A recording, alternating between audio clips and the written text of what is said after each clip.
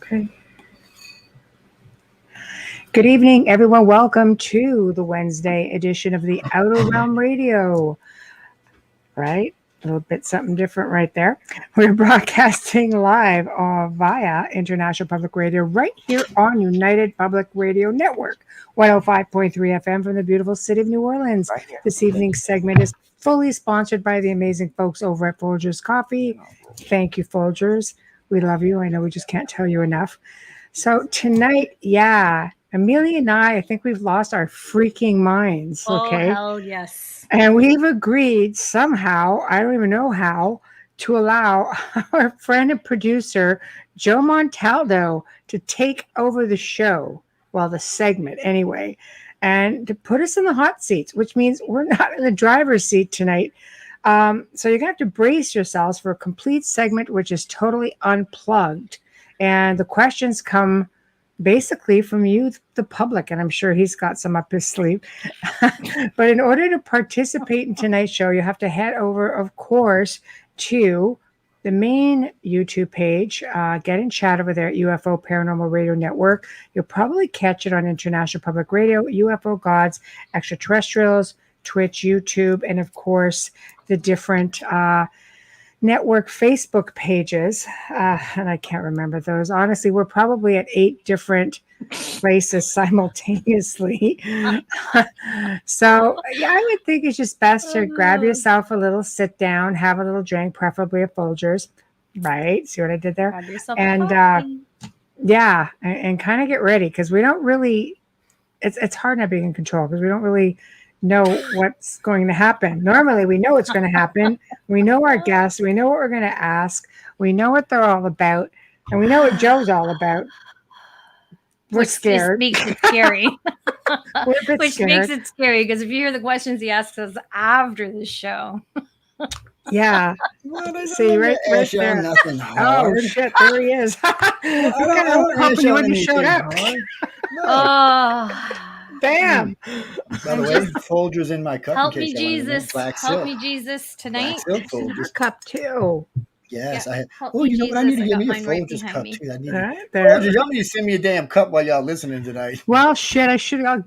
Maybe. So you just kind of sprung this on us to torture us. The guy who's in charge of y'all sponsor is listening tonight. Thank you so much. Yes, we love you. I called him and told him to listen to me all night. Yeah. See, right there. I said, since you pay so well, let's torture the girls tonight. What the hell is that about? I'd like to know. What the freaking heck? I saw something come up in the feed saying, oh yeah, he's going to sit there and just like make this all evil. I'm like, what? We're going to be ready for you, bucko, for sure. Y'all, I can't say my favorite host, because if I do, I'll get in trouble. But anyway, but we all know that we are. Y'all are my favorite list of hosts. That's how we say that. And no, John Goodwin is my favorite host. Now let's not get carried away. Yes, we love John. And y'all know who John is. John. Yeah. Well, Emily's not a host, but I love Emily anyway. I can't wait to torture, because she's gonna be working her ass off. Well, as long as COVID don't wipe her out, she'll be working her ass off at this gala event. And I'll be like, I'll be staring at her going, take a picture. I can see her now. Because she's gonna be busy. I mean, I won't harass her, because I know she's gonna be busy.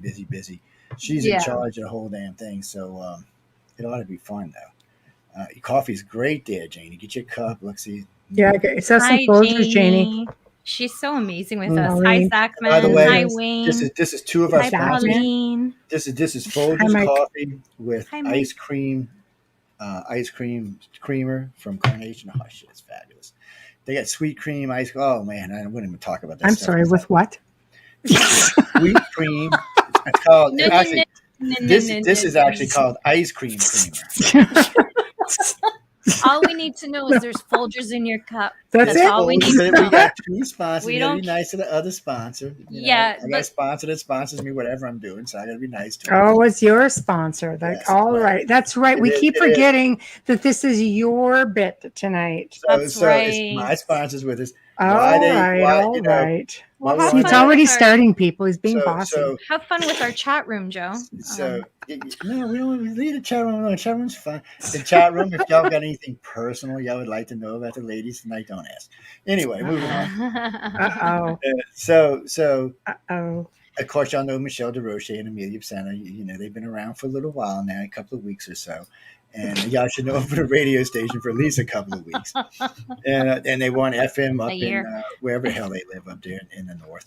We're You really know, not north, though. Did you not you are catch? for me. Did you not? For you, we are. But did you not catch my map on Yeah, Facebook that we're yes, I did. actually more southern than most of Yeah, your states? for where you are, you're southern, Yes. but from where I'm Yes. at, you northern. No, I mean, we we're are. talking Yes. we're talking to like ice cap places. I mean, we don't even see stuff like that. Y'all still got cool weather in the summertime. We're like, please let us fly to Canada. Which, by the way, we can fly into Canada I right now. We just- just yeah. you know, it's hard to get back.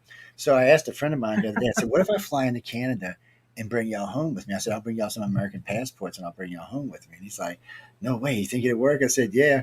I said, but they're going to make you quarantine when you come in the country anyway. So I was told that if I decide. Well, I was told if I decide to go to Canada, that it's not a problem. I can fly in, even with whatever going crazy right now.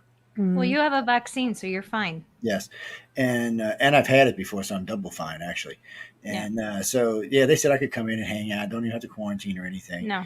But yet, my emperor, when I come home, oh well, and I've got vaccine and no virus, I got to quarantine. I'm like, wait, what? Does he have all his clothes? I don't want to know if he's got all his clothes, please.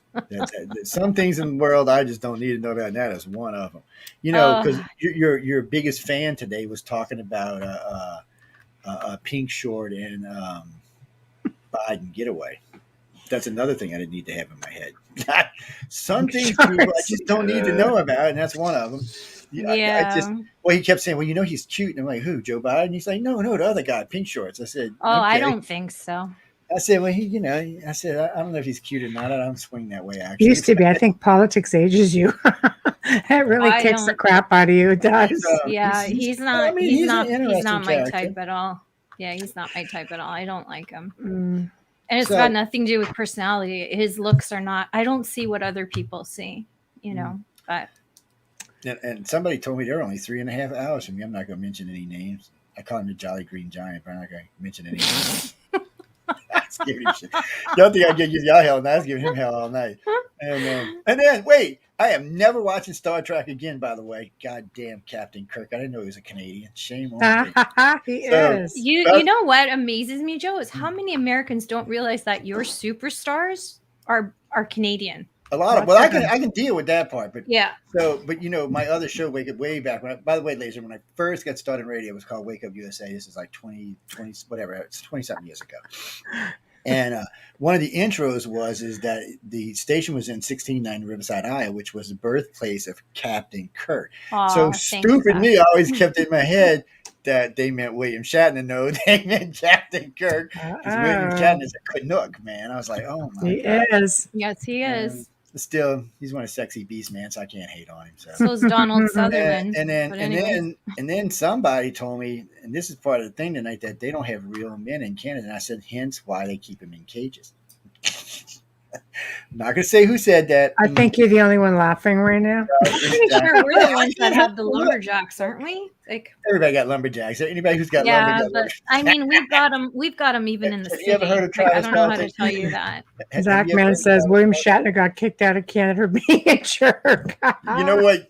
You're probably right about that. He was something else when he was young, man. He was I remember. When he was younger. Right now, he's so approachable. You can go and because he loves everybody now. You can follow him on Twitter, and he has conversations with you. He's unbelievably approachable. I've talked to him. I did an interview with him.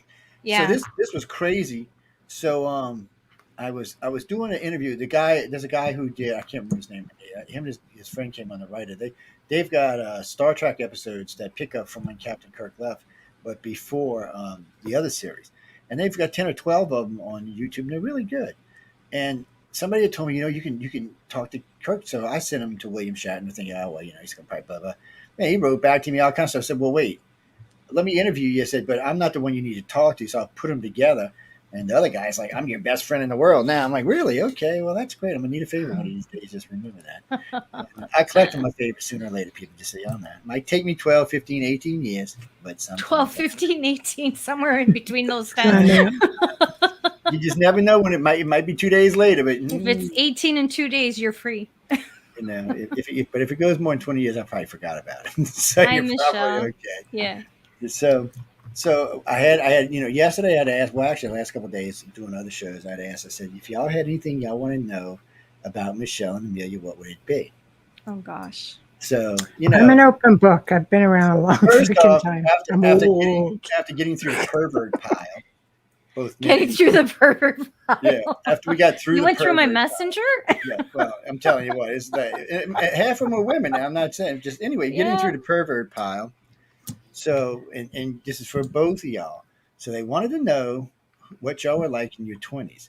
Now, unfortunately, Michelle's not going to be able to tell y'all because it's going to be X-rated, but still, or R-rated at least. My I don't know 20s about were good. Amelia. I'll leave it I there. know Amelia looks all sweet and innocent, but for some reason, I'm just not buying that. You So who? might not buy it, but I mean, I met my husband when I was 21. I was engaged 2 years later, and I got married just after I turned 24. So my 20s were Well, that's pretty pretty good. boring. I got married Well, when I other was. than becoming a mother, that was the greatest time of my life. But Yeah, I did had a that very too. yeah, Michelle did that too. My first half of the 20s were just rip and roaring and traveling and Yeah. globe trotting. And then after that, I settled down and had my daughter at 25. That was my first one. Now, So, this Yeah, comes. I had a crazier life before that. I think I burned it all out before I was legal to be in a bar. I was already in one. So I was in a Yeah, bar but yeah. before it was that was legal. Oh yeah, I that think was I was fine for our 15 or generation. 16 with ID, fake If ID at the time. if I you're just looked X old. I Gener, didn't need ID. if you're an X No, Gener or baby I boomer, had that fake was legal ID. for us. They didn't Yeah. care back then. But a lot of my brother's friends were like bouncers, so I would just walk in. I wasn't a drinker, so and I still am not. So I went there just to dance. I love dancing, like just absolutely love it. I love going on to the dance floor at a wedding and not coming off until I'm completely sweating and the lights are back on. So I I did a did lot all of of that dancing. before my 20s, which is I was a really crazy. headbanger. There's only so many really good tunes. 80s music though Oh, was it was phenomenal. I hated it. I actually won dance contests. I love it. Not Yeah, easy though because it was a little bit of a different type of music, right? But it was I hated the still music in the 80s. Still do. I My love daughter it. I loves was it. I You and my love the daughter. 80s. Everybody I talked to is like, "Oh my god, the 80s. I wish I was living in the 80s." I'm just like, Ugh, yeah, big hair bands, good music, good times. Loved scary it. ass looking hair. Oh My yeah, it was God, great hair. Aquanet. Yeah, for some reason I don't The remember Oh, hair. the I 80s. still had really crazy long hair, but blonde. No, I mean I like was a the blonde, teasing. people. Remember the If teasing? I was blonde Blonde, see, once and I too. bet you she was a bitchy blonde too. oh yeah, Hmm. you go into you could find stuff in some of the shows that I've done going back as far as 2005, let's say 2006, 7. I was actually blonde. It wasn't until the later part of 2007 that I went to brunette.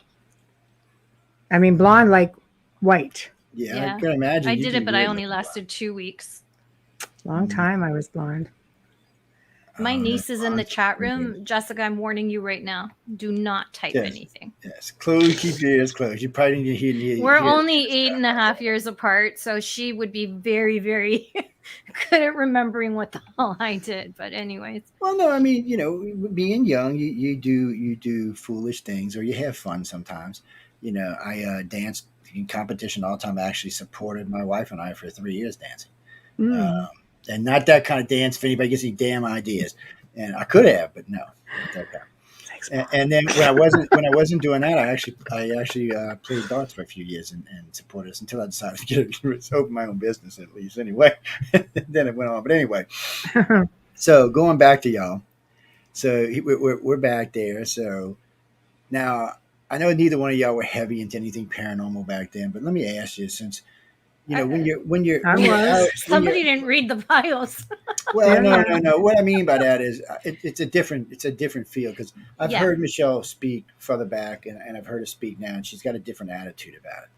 And maybe we can pull that out of her as we go through the show. But and believe it or not, I actually sat and watched. I actually listened to you with another host.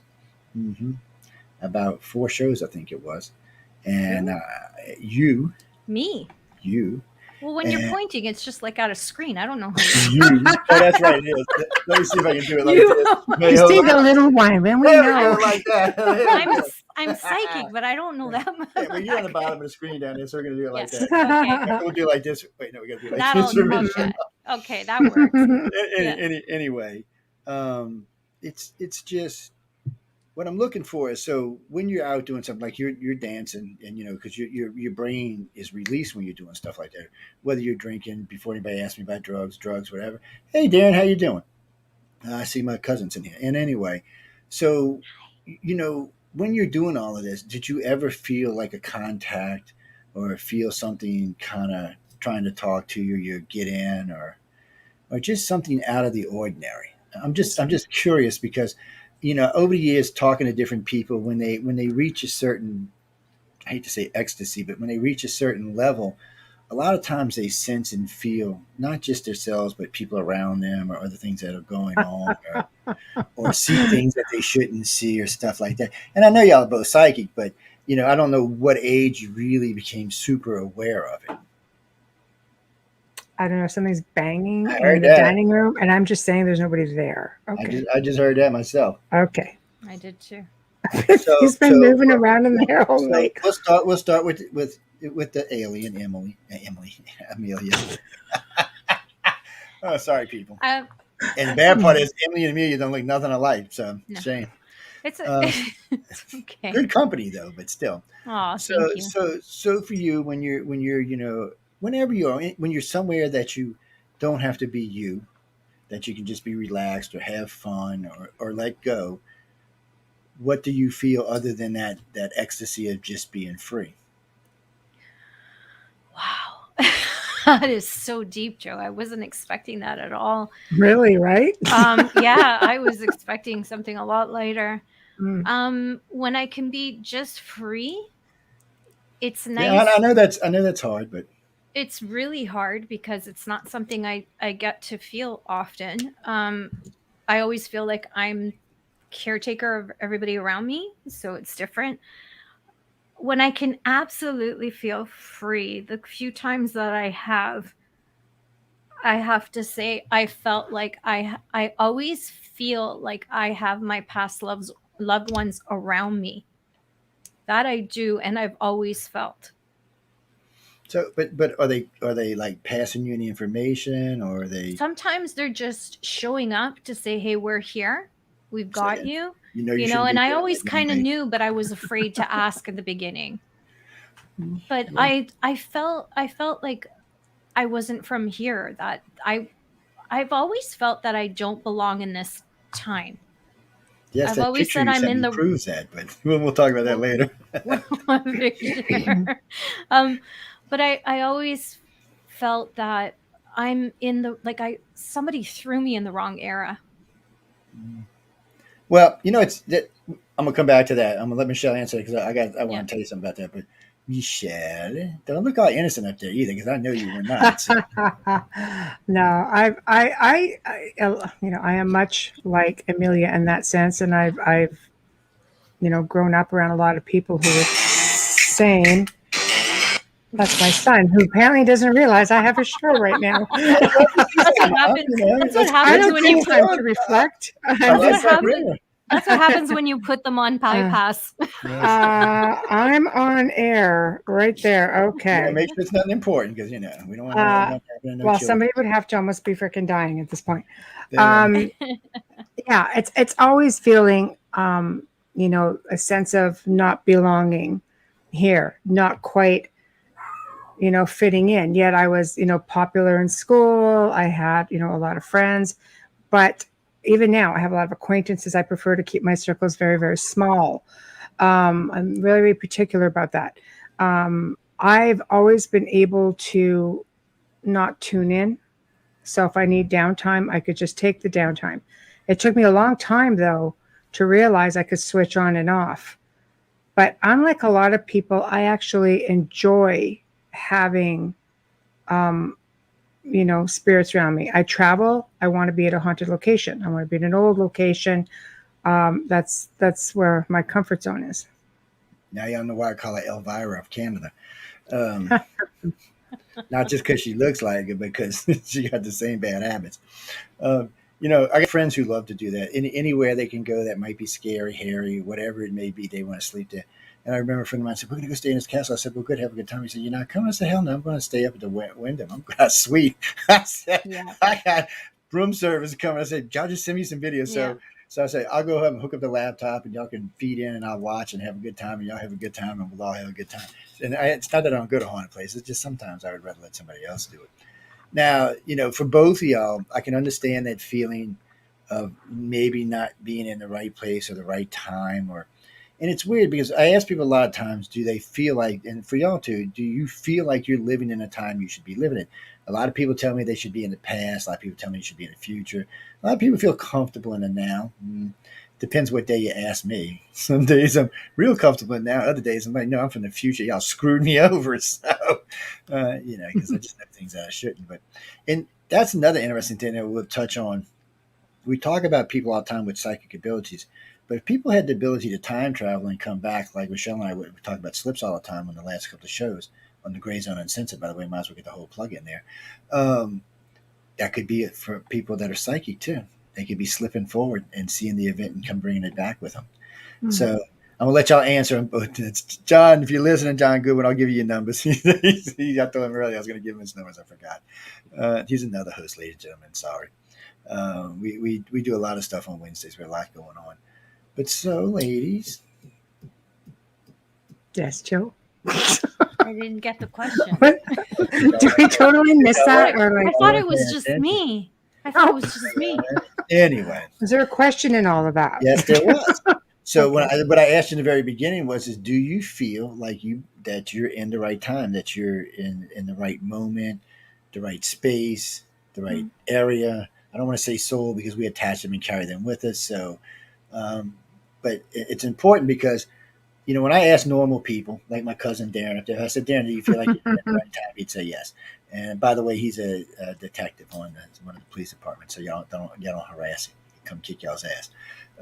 But still, because it's an important question because when we're doing research, other types of research, it's one of the questions that we ask: do you feel like you belong right here and right now? Or have you felt like this your entire life? Because we all have longer lives, so it comes to a point where did you feel like in your 20s you belonged there, your 30s, your 40s, your 50s, your 60s, your 70s? I can actually tell you, and I'll let y'all answer this after.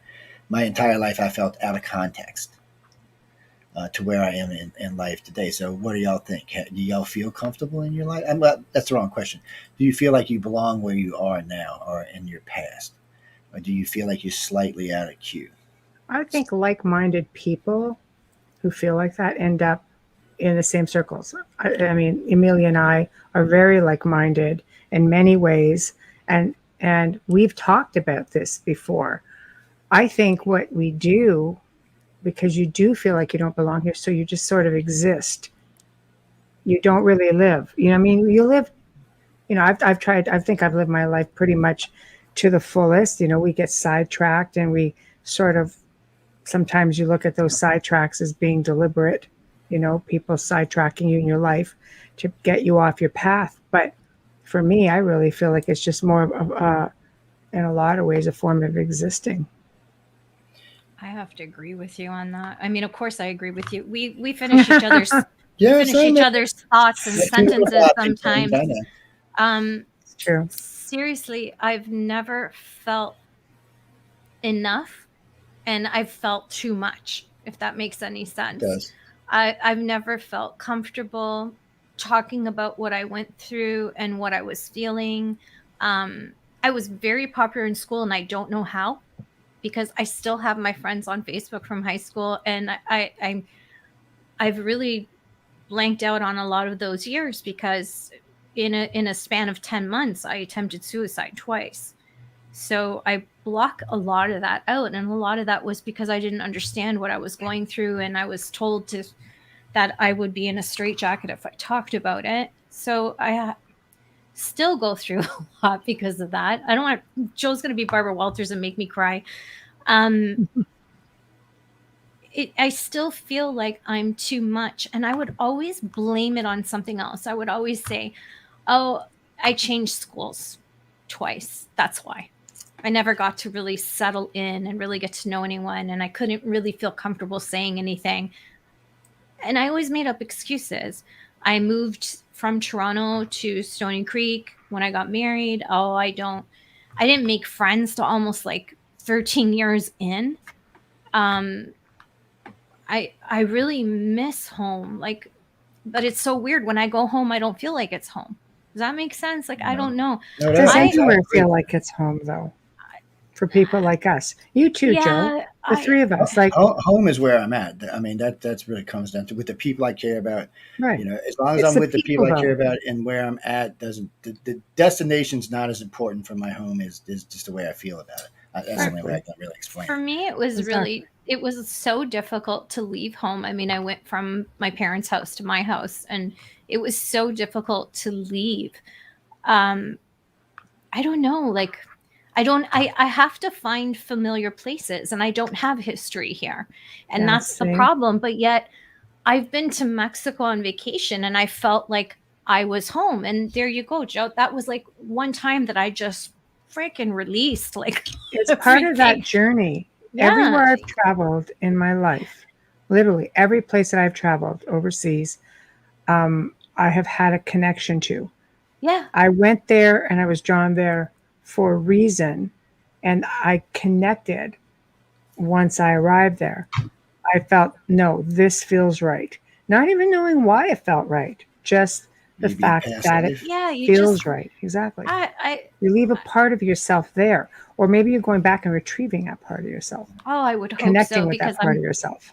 dying to go back. I'm Uh, dying to uh, go to, see, I said back, and I've never been. I'm Mm. dying to go to Scotland, And I've been. and I say Yeah, back all the and I've time, and been.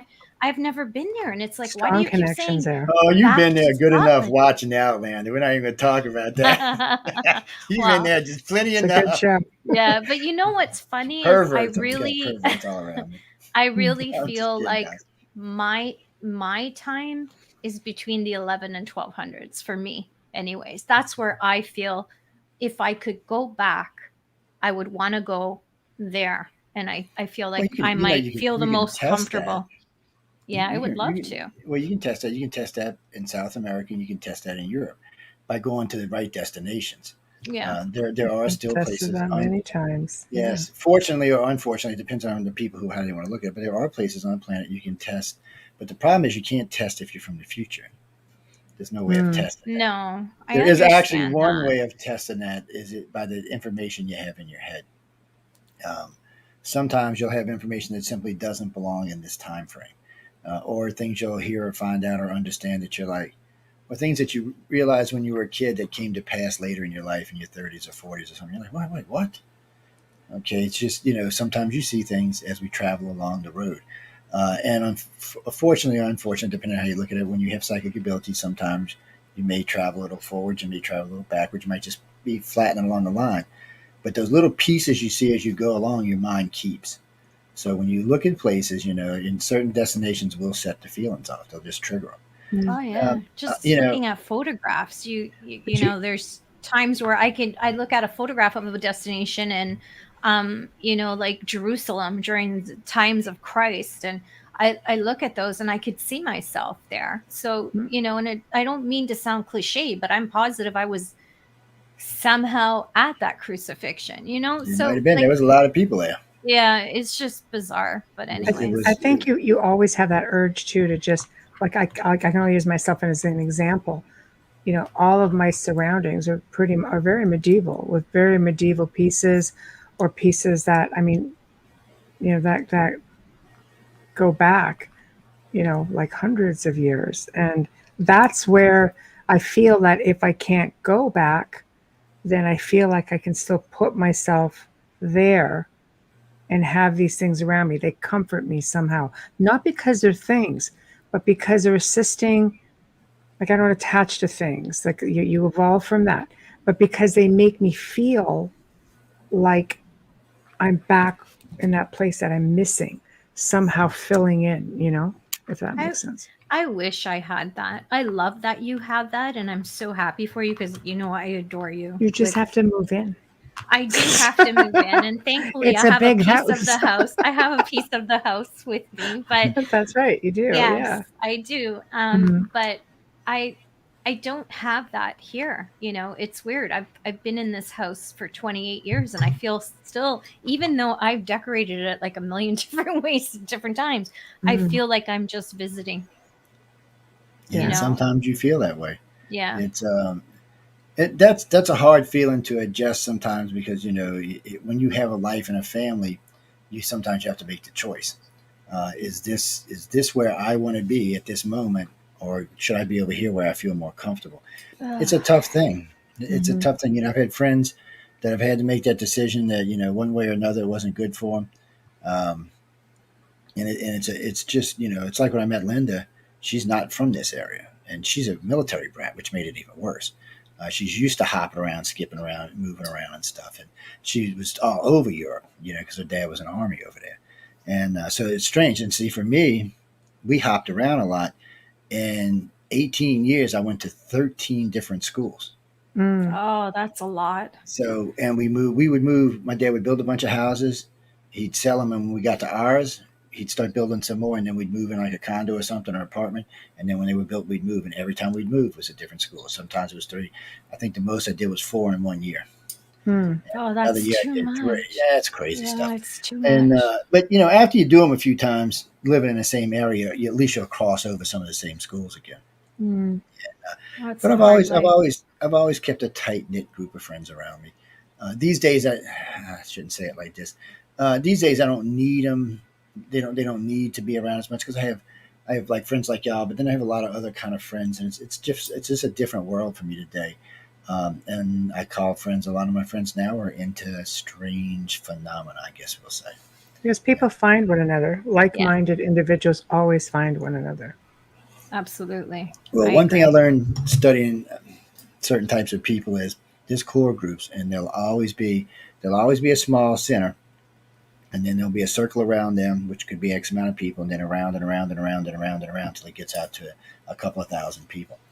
It's a strange thing, but on a side note here, we're going to kind of side segue here since we're talking about this kind of stuff. Hmm. So people always tell me about karma as a bitch and this, that, and other thing, and if you believe in karma, it can be. But like I like to tell my friends, I said I wasn't here. I wasn't sent here to experience karma. I was sent here to dish it out. I was going to say, I try to behave. So well, no, I mean, for people Uh, who live, because I mean, everybody gets bad stuff in their life. It's part of life, unfortunately. You get kicks here and kicks there and kicks here. For me, I don't so much believe that it's karma or not, but I do feel like when I piss somebody off real bad, well, that's karma for you, buddy. You shouldn't have hacked me off. And I do feel a lot of times that I am here to teach people certain karmic lessons because people go one way, and I'm like, well, you're ignorant. And you should be going this way. And y'all know me well enough to know I don't have a problem telling somebody. I feel like that, sometimes, and especially the people who go out of their way to be like an ass to you. I'm like, really? I'm like, okay, let me show you what karma really is, and then you can come back and tell me karma's a bitch. I just feel in some ways that all of us, at least some of us, I should say, are here to put out as much as we're learning. So what I mean for y'all too is, and I know y'all have experienced stuff like this. So for every lesson you've learned, do you think you've taught one or more, Hmm. I can or tell you maybe given? multitudes, multitudes. I am so humbled by the amount of people who have emailed me through the years, or handwritten letters, or I've even gotten video testimonials from people who have credited me with saving their lives. Or I thought, oh my gosh, that's just so profound, and it's too big of a responsibility. I think for all the hard knocks that I've learned, I like to think, because I taught myself. I mean, I cleared myself and taught myself how to change my mindset and things like that. And that's something I've gone on to teach a lot of people that I've helped through 18 years. And some of those people went on to start their own groups and went on to help other people. So obviously, the education that came with the help was the most valuable asset of which I left behind. So I think if everybody moves forward and pays it forward, then I think, you've got a pretty good thing going.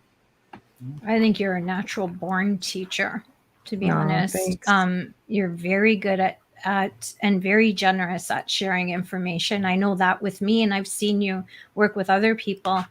Um, Michelle will never leave anyone behind, and But and it shows. Pardon?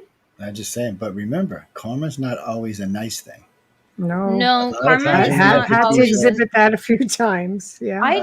I feel Yeah. more. Um, I feel that I've learned a lot of lessons, but yet somehow they slip my mind when it happens again. I'm with you on that, Amelia. Yeah, I think High Joe and I five. are very much High alike in five that on way. that one. Yeah. Um, I feel like it's just crazy. Like sometimes I'm like, and I know Michelle knows this about me. I will give somebody like 115 freaking chances Mm. and still not catch on that this person should not be in my life. And I'm There's opposite. And I'm and always she's the saying to her, opposite. what are you Yeah. doing? What are Yeah, you she'll doing? she'll say to me like, I have to tell you this because I love you and I love I you for know. telling me. I know. And I think it's the empath in me that doesn't let go because I don't know if I'm picking up. I'm still I feel like for an empath, when you have an empath ability, there's always where you're really strong at it, there's always a struggle in knowing what's yours and what's not. You have to really focus and meditate on it to be able to separate the two. Um, and I'm learning that it's okay not to take care of everyone, which is hard. But That's a hard one. that's a hard one to learn. Backing off is for me to distance myself. That's got to be the most difficult thing I can do. You have to just stick to it. Remember, my famous saying is say what you mean what you say, follow through. Yeah. If you falter from that, you're going to you'll be a hamster on a wheel. You have to at some point just do it and stick to it. Yeah, it's really hard. And I've talked to other people that are really strong empaths, and they go through a lot of the same thing. But I'm lucky. I'm so blessed that I have other abilities to balance that, so it's not too Yeah. bad. But it's funny because I'm hardest on my family members. I'm harder on them than I am on other people, and I guess that's what I'm trying to learn.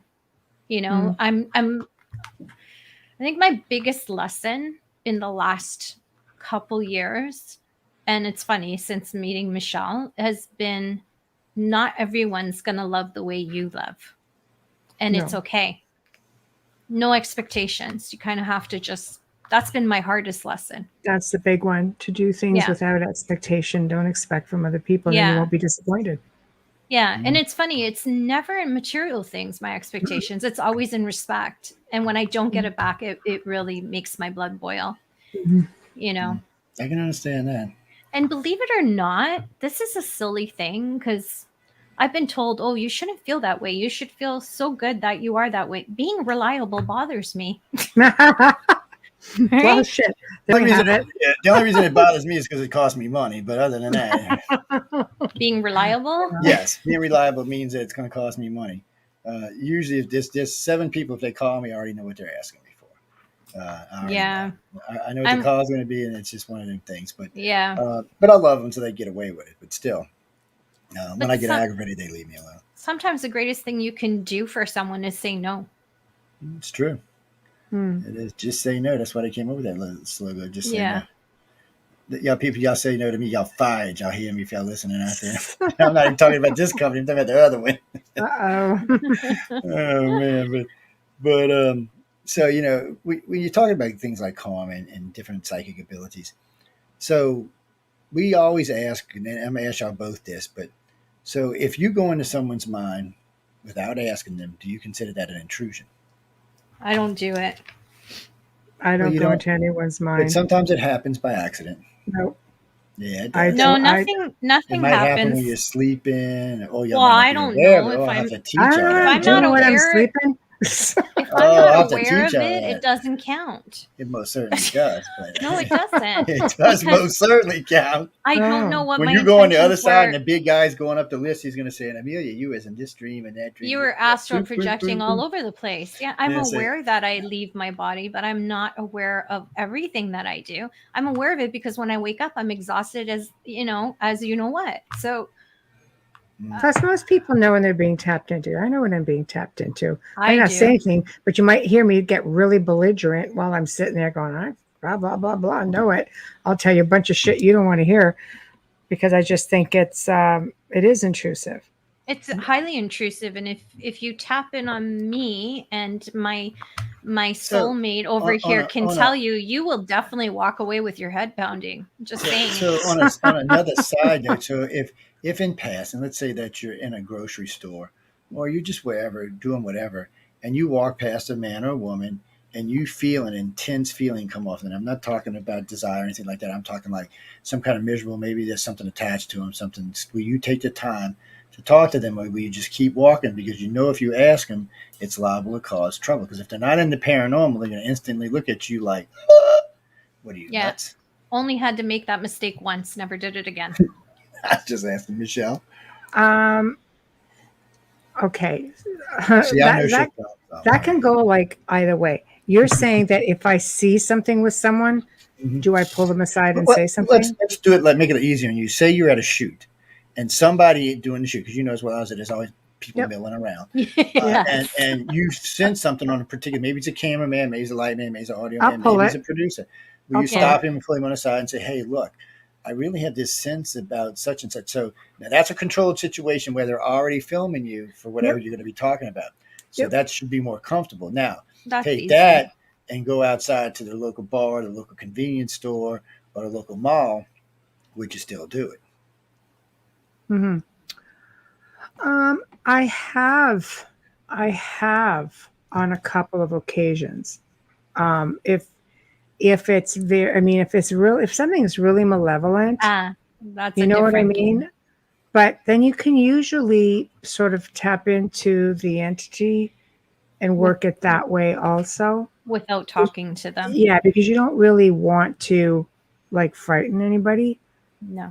Because that'll Take one just of those feed the pictures energy. while they don't realize you're getting Yeah. them, or You don't you know. want to put fear in them. It just feeds the entity and then it gets stronger. Um, I've had the opposite where people have come to me and Mm-hmm. asked me Same. questions. Yeah. But Yeah. I only once went up to a man to tell him about a childhood friend that passed away, and I could clearly see he was lying to me. And I'll never do it again. Mm-hmm. Never do it again. Some people are going to feel uncomfortable, but it is truly a good soul that will do something without no chance of reward, without anybody ever knowing it. It takes a special kind of person to do that. But Mm-hmm. those are our favorite things to do.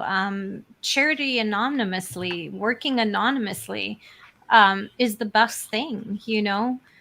I worked behind the scenes with missing kids for the longest time until somebody blew my name up. So it's I don't know. For me, it just feels more sincere. I feel more focused. I don't know. Yeah, That's you sound pretty comfortable with who and what you are, for the most part, which we'll get a little bit more into that in a little while. But oh gosh. um, well, no, I mean it's good for people to know because a lot of people when I was talking about this on it was after the show Monday. I had a couple people come text me and they were asking me. I said, "Well, what do y'all want to know about them?" I said, I know their surface, who they are on the surface, and I said, I know some of their background. I said, but still, who is Michelle? Who is Amelia? Said the only reason I know is because I can sense them. I said, but that's a different way of knowing someone than asking them questions. And for our audience, a lot of our audiences, whether it's any one of the three of ours, can't necessarily sense this, so they want to know these kind of things. How Mm-hmm. would you handle something? Because somebody asked me the other day, they said one of their friends definitely had something attached to him, but he was scared to intervene. And I said, well, you don't. I said, y'all are always in the same room. You're always doing the same things. I said, you don't necessarily have to tell him. You can intervene on his behalf. I said, but be careful. I said, because some people come to like the interdiction. And what I mean by that is over the years, I've met people who had attachments that enjoyed it. It gave them an excuse to be bad. It gave them an excuse. They would blame it on alcohol and drugs, but they never wanted to get away from it because it's really and truly who they wanted to be. And as an empath, you can sense it quite easily.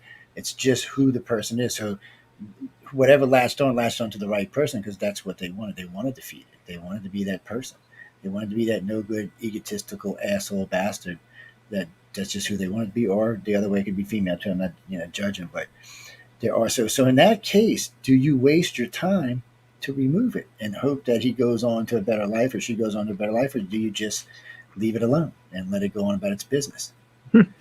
I have always had golden rules um, doing this. Like I said, I started researching in 2004, and I seem to have a very good knack for being able to work and remove malevolent beings.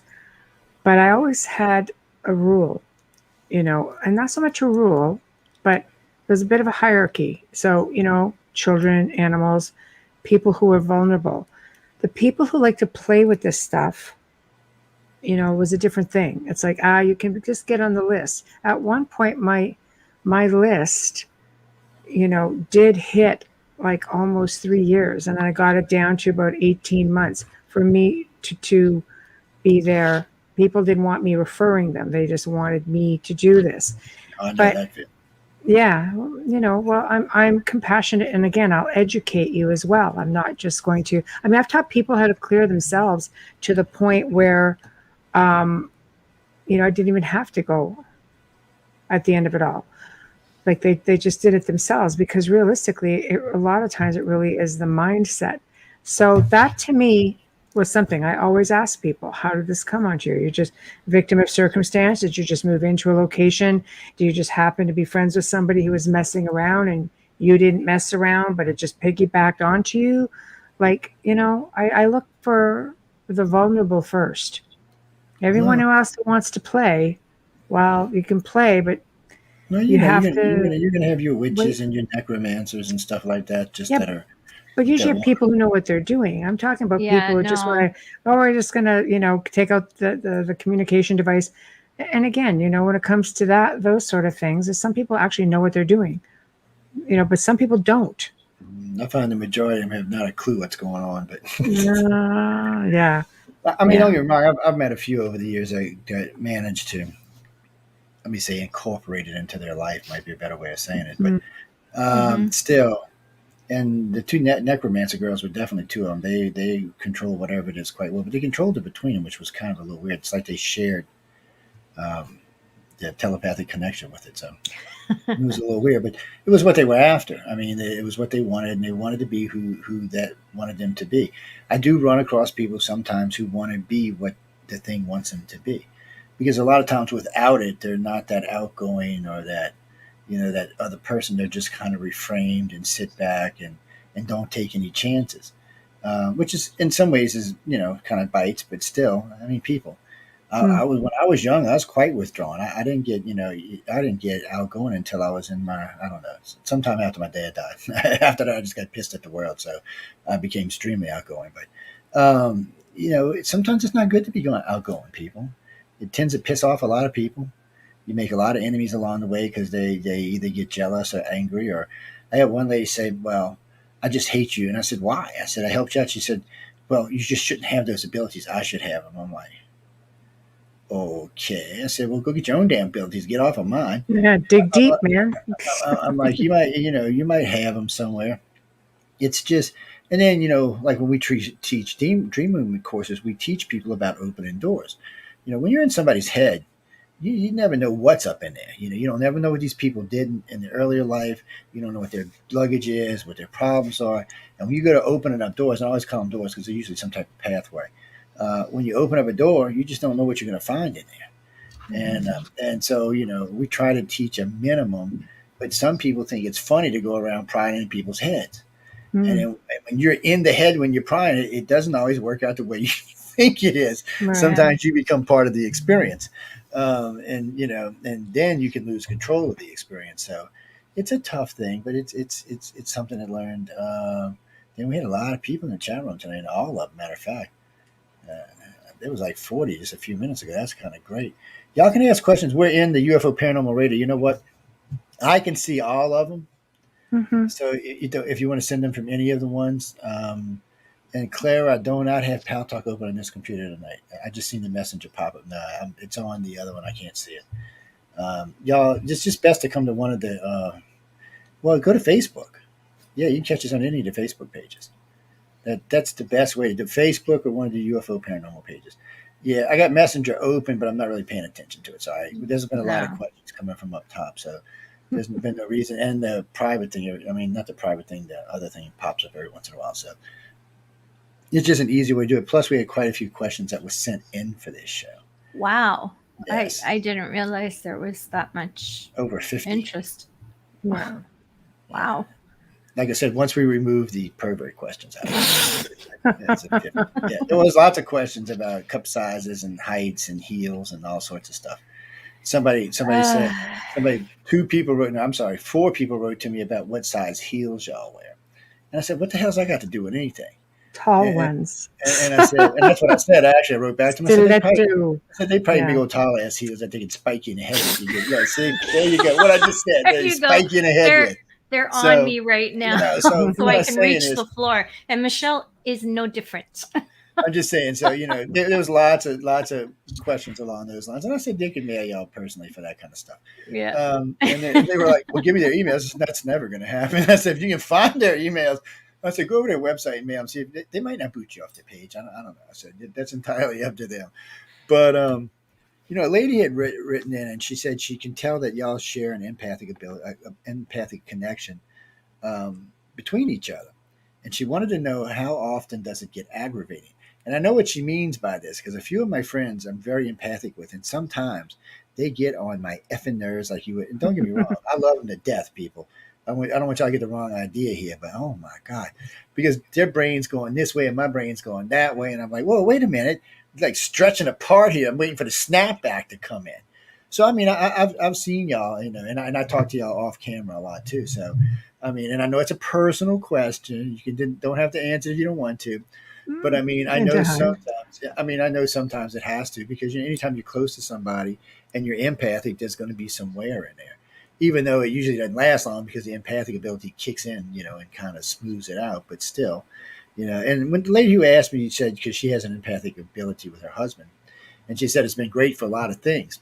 She said till he gets off to thinking about shit, I want to slap the crap out of him for. I I was like, I think the key to all of that is just communication. I mean, we have a really good friendship, but yeah, y'all there are do. times, where there are She turns concerns into an or alien and scares the shit out of you. I'll just come out and say something, and I'm pretty open with, no, if I piss you off, tell me, Yeah. because if you don't communicate, it's just you're not going to get anything. You're just going to be spinning on a wheel. We don't have a lot of issues. No, I think Yeah. it's a great respect for each other too. They Yeah. work good together. Yeah. And when people do Yeah. work good together, it does make it easier. I Uh, don't feel like Michelle and I have ever been apart. It feels like we've always been together, so that's probably why. And I respect her a great deal. So when I am one person that I appreciate constructive criticism, unlike some people, I might get my feelings hurt a little bit, but I stop and I think, and I am very, very strong advocate for accountability. Mm. Hold yourself accountable to everything, look at it, and all you can do is grow from it. Nothing bad can come from this. So communication is huge, between us, and it's really good. Mhm. There's a reason why we're together. It's not just the Mhm. work. I feel like there's been a lot of lifetimes together, but Mhm. I feel there's times where we feel like one. It's really bizarre. Tell them Tell them hope how you you two. met. Oh, how you How two you met. It's a met. great story. Thanks, sweet. yeah, Okay. go ahead. Yeah. Go ahead, Bubbles. You could Me? go ahead. Yeah, Okay. you go I've ahead. You told go this ahead. story so many times, but yeah. Yeah, you tell it well. The first time, the first time that I saw Michelle was on TV, like most people. She was working a case, a malevolent, of course, a malevolent case, a demonic case, and not far from home. And I remember seeing her on TV and saying, I'm gonna meet her one day. I just feel like I know her. This is really weird. I'm gonna meet her one day. So years go by. This is when my daughter's very young. Years go by, and in 2018, I'm feeling really tired. It's a Saturday. I'm exhausted, and I'm like, I am not going on Facebook. What the hell do? I open up my laptop and I go on Facebook. All of a sudden, in the newsfeed, is Central Ontario Animal Rescue is having an auction. I'm going to be careful how I say it this time because last time it sounded really dirty. I know it did. I'm sitting there going, it's a little awkward. Yeah, I said I won a night with Michelle, and I'm like, wait a minute. It wasn't like that. Yeah. So anyways, there was an auction on Facebook, and they were raising money for this animal rescue, which to me is so dear to my heart. I love puppies, too, and I love fur babies of all kinds. Mhm. And I'm like, wait a minute, I get to spend a few hours with her? What? Like, something inside of me was like, cut everybody off at the knees. There was nothing nice about me that day. Cut everybody off at the knees. This is yours. You're going to spend that evening with her. This is yours. And I did. And I remember saying to her, I don't need to go anywhere. I just need to meet you. We don't have to do anything. And it was a fantastic night. And of course, her and Wayne were so incredibly gracious and generous with their time. And I got to go into her place for the first time. And I was really shocked because Michelle is a very, very private person. That's another thing we have in common with things. It's another reason why we have so much respect for each other. So it just, and we hit it off before we met. And I have met a lot of stars in my lifetime. My father was like the right-hand man for Isidore Sharp, who is still acting CEO for Four Seasons Hotels. So I was always around them. Never did I get starstruck. It was just like, what, hi, yeah, hi, I've met 3 prime ministers, whatever, right? I meet Michelle, I'm bouncing. And I'm like, what up and down. And I'm like, oh Like, what? my, it was like this energy between us. Just, it was like together again, that kind of feeling. And that was different. It was nonstop talking. It was nonstop talking for a week before that in Messenger, but it was like I was allowed to bring 3 other friends, and I didn't want to. Sorry, guys, if you're watching. And I'm like, can I just come by myself? I'm like, whatever. Okay. And Wayne had me at hello with all his impersonations. Oh my God. I fell in love. It was like I came home to my family, between the two of them. So for me, that night is so memorable and I'll never forget. Even when I talk about it, I can feel it all over again. And I'm so, so happy. But I knew deep down inside that we were going to meet. Expect to work with her? Never, because we did 2 different things. I never worked a malevolent haunting in my freaking life, other than whatever happened to me in my lifetime. I've never come across it, never looked for it, never went on an investigation. That was a first for me. I always worked in missing children, crime cases, cold cases, murder cases, serial killers. I've always worked that, even on radio. So this was big. This was huge. This was a big jump for me. And I was scared. Not of Michelle. Good. I was scared to work. Thank you. She's my queen. You're like a little sponge. You just absorb. Oh, thank you. Well, you're an amazing teacher, so that makes it really easy. I've had several mentors, but I've never had a mentor who is so generous and so calm, patient, and step by step. Like I don't want to give too much away of it because of the way we work. It's very confidential. But let's just say I'm never left alone. Mm-hmm. I'm always protected. So. Absolutely. Maybe you were her mama in y'all's last life. Or maybe the other way around. No.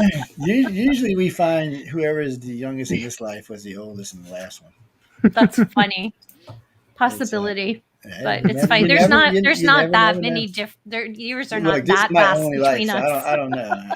I came here with all the rest of the Joes that are out in the universe right now. Michelle and I are closer in age than myself and my brothers. To you. That's strange. When people meet, well, that's just strange how people meet each other, how people connect. The internet's a weird thing because we found out, 25 years ago, it's if you're empathic or telepathic, The internet actually enhances it. So, and the reason why is most people don't realize it. Like right now, we're sitting here talking, but this earbud is plugged into my ear. It's physically connected to me. I got one hand sitting on the keyboard, one hand sitting on the mouse. I'm physically connected to it. So that means all my empathic and telepathic abilities are physically connected to a medium that sends it out at light speed across the entire planet all at one time. So if you're very sensitive and you know a group of people, or you're working with a group of people, like when we lock up and there'll be 30 or 40 of us in a group and nobody else, it's very easy to telepathically connect with the whole group. It's very irritating sometimes too, but it's very, very, very easy. Well, because people get distracted. And you know how I am, man. Look, flashing light can get my ass distracted. So when we're in serious meetings, when we're doing serious cases, or we're in serious meetings, it can be a real pain in the ass when somebody gets distracted. But everybody in a group is telepathic. Everybody in a group is empathic. So it makes for some, you can't lie to each other, which makes it a bitch right off the bat. Um, I don't but think there's a need to. That's what I was going to say. Why would you want to? sometimes white lies are better than the truth. I just got to say in some cases.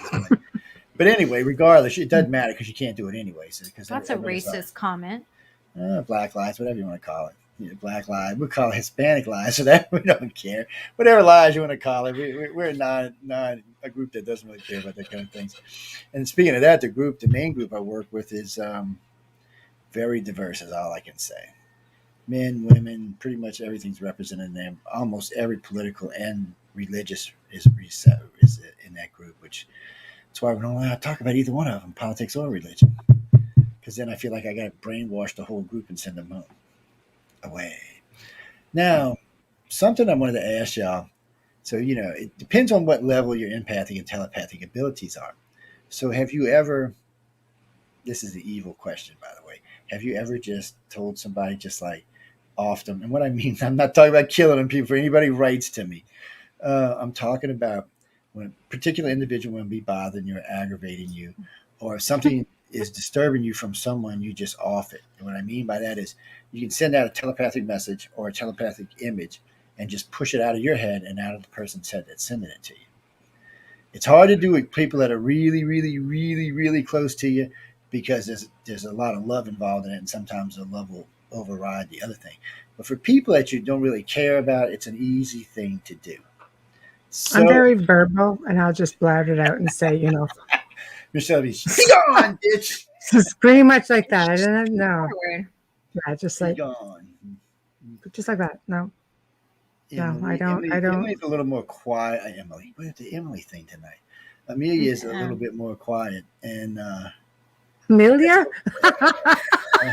I talk more than you do, but We are talking about our little Amelia. No, she'll tell it like it is all day long. no, actually, I'm pretty no. much a bulldog. Amelia will wear some of her feelings on her arm, but she keeps some of them very, very, very close to her chest. Very close. You do too, by the way. I'm an observer. Yeah, but there's certain we'll things there. that y'all keep very, very guarded, very, very close to each other. I'm not going to get into why or what it is, but y'all do. And it's some things that y'all are very open about and very cordial about and very out there about. Either way, it's good or bad. But there are some things, because like I said, there's some emotions y'all wear in your sleeves, and you just let them out there for the whole group to see and wear. I mean, we all do TV every week, so it's hard not to. But there are some things y'all keep very tight and very close. So I'm not going to ask what they are. Yeah, I know, but I'm not going to ask what they are. And I'm not even going to ask how they are. What I want to know is why are they? When you said I'm quiet, I think my niece just fell off her chair. Did I get that right, Chaz? I am not quiet with my family. I'm actually the bulldog. I'm the peacemaker, but I'm the bulldog. Like they'll go without talking to each other. But I've talked to you enough to know that you hold things really close to your chest, I really do close hold to your things heart. because I'm so afraid of hurting someone else's feelings and it's so stupid. It's like, wait a minute, but you're hurting me right now. But you do, yeah, I was going to say you do it at the expense of your own feelings. Yeah, see, she's laughing. Oh, yeah, I am not quiet. Jessica will tell you, she just said, oh, yeah, Yes. I'm And I know you don't like me definitely prying in this because you keep deflecting, but still. no. I'm trying to put it so that in case my brothers are listening, they don't think and I don't get text messages in an hour. No, you don't want Um, them using it against you. That's no, I think they know that I'm very much a peacemaker amongst them, but I believe that people close to me know that I have a limit. And if you're not, the more I love you, the more I will hold back. The less I love you, I always say if I'm screaming, I still love you. If I'm quiet, you better run. when you're in trouble. Yeah, you better run because I'm thinking this through and I'm thinking we're done and I'm going to make it hurt. Like I am not the good, nice. I'm the worst one from out of the two of us. And Jessica Amelia has a huge heart. No, I love you, Jess, because you're my niece, and I'm well, just I love you, selective. but you know, I pick my battles. I'm an observer.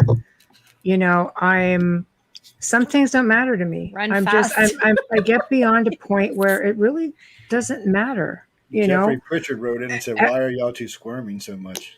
evolution, I'm I think. always squirmy. Yeah, for me, I think I am a private person. I've spent 18 years in the media. I am very guarded because I have a family, and for me, I don't I don't expose any of that.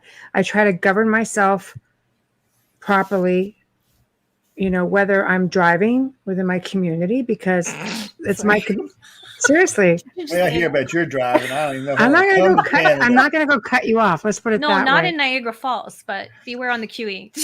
Yeah. See, if I'm in between my communities, it's different. Different. but right down to I think how I govern myself for my producers. You know how I govern myself here. Um, I am going to bellyache behind the scenes. I'll say, "What the freaking hell did I just see?" You know, something like that. They're not But lying to y'all either. I am very guarded because there's a lot of things about me that make up me. And it's the world knows so much about me. I'm very, very much an open book. You look at my interviews, I'll tell you what you want. But there's certain things that is for me and those that are close to me only. I agree. There's some things you got to keep close to your chest. You got to Well, keep guarded. yeah. Might be a better way of saying it, but Well, if I'm out like freaking like smacking laser beams at everybody, the Vatican's going to try to lock me up. That wouldn't be helpful. I got friends there too. Don't worry. I don't think they could hold you. I'm actually, if I could ever get my ass over What to the hell? Italy, Otherwise, they would have done it by now. I've actually been offered 2 private tours of the underground Vatican. I just can't never seem to get over there. It's always something going on. And last year it looked like we were going to get to go, and of course, COVID started up. I ain't Well, going anywhere near the Vatican. I met a gentleman. Not making it easy. I would go to walk into that course because I know it's in Italian and I would be able to fly through it. But I would go just for that course. I would take that course, sit there and listen to what they call an education on it and what evidence and stuff like that. I would be interested in that, but I have no interest in the Vatican any other way. Well, apparently, Father Malducci, when he was in the United States, I must have made quite an impression on him because when he went back, my name floated around. Well, I asked him a lot of serious questions about, things that the Vatican should know about since he was at a UFO conference telling us about how aliens have a higher soul than we do. I figured, well, you opened it up, buddy. We might as well ask the questions Let's now. go there. And Right. and I really put some hard questions on him, and he really did. He really did at the end again before it was all done because he had to have Paula Harris translating for him because his English was about as good as my Italian. So he said it again. He said that the aliens are a much higher spiritual level than we are, much higher. He says one of the reasons they can come here and do whatever they want and God doesn't interfere with them, he said, because they're there as creatures too, and they're just on a higher, both mentally, physical, and spiritual plane than we are, something that we can't reach for quite some time. And I was just stunned that he said that. So when I met the astronomer from there, he's another guy who believes in aliens, and talked to him about it. He said, "Oh no," he said, "Yeah, they liked you." He said, "You just asked the right questions." He said, "You put out the answers without criticizing the church." I said, "Well, what criticism was there to talk about?" He just told me that I need to be worshiping the aliens because they were more spiritual than I was. I said, "I didn't know what to think about that. I still don't know what to think about that." but you know, those kind of things happen in our lives. Which, if I get to go, I'll let y'all know. I'll be taking my camera with me. I'm sure they won't be taking it out Well, if with me, you but go, I'm going too. it's I really, if COVID ever stops, I'm going to go because you know while these guys are still alive and still have power over there, I'd like to be able to go because the two tours I asked about, one was a library that hasn't no one but them have been in it over 150 years, so I can get access to that. Which I got two books I Oh want to look yeah. at that have nothing to do with ufology, by the way, and just some other stuff that I'm interested in. And then there's a catacomb that I really gentleman from Italy had told me about that he had found by accident. They were actually digging in his house and dug down into the catacomb. There's a lot of them in Italy. Well, the Vatican bought the whole block up, Oh wow. and the government didn't give any. Told people had to get out. I was like, what? He said, yeah. He said, you got to see this thing. So I asked about it, and then they said, yeah. So we'll see. If I ever get over there before I croak, then I might go and I might not come back because something might mysteriously happen to my ass while I'm over there. So You never know anyway, what happens in the Vatican stays in the Vatican. so uh, one of the questions that came in yesterday was Christopher Wright from where I had it at. Hold on, where's some damn emails at? From Sioux Falls wrote in, and he wanted to know, and this is for both. He wanted to know through life what has been your favorite event, and I was confused about the question, so I wrote back to him. I'm like, event? I mean, like having a child, going to a concert. I mean, what do you mean by event? And all he wrote back to me was a personal event. What would you consider a something that was really great for you, but also life changing at the same time? And it can't be having a child either, by the way. Oh, that would have been it for me. Was becoming a Can't be that mother. one. My God, my daughter's my world.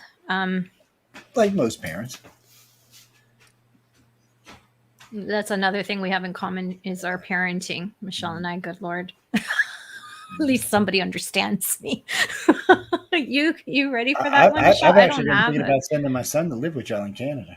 Yeah, no problem. He might come back about 50 or 60 pounds heavier after I've That'd be had him, good. He though. needs to be. He's a little skinny as shit anyway. He ain't never had no Um, good Italian cooking. He wouldn't know what to do with that stuff. I believe personally that my journeys have been very profound. If I can't say being a mother, then I would have to say um, my journeys. I believe in memories, making lots of them. Um, I come back with a piece of every place I have visited. I leave a piece of myself there also.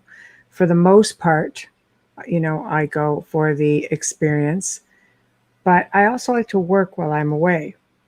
And I say, the haunted forest in Romania was probably one of those profound moments that definitely left its mark. But I think the event in my life which left the biggest mark and changed me and how I do my work was when I did a case that I was a little bit cocky. I was still pretty new at it.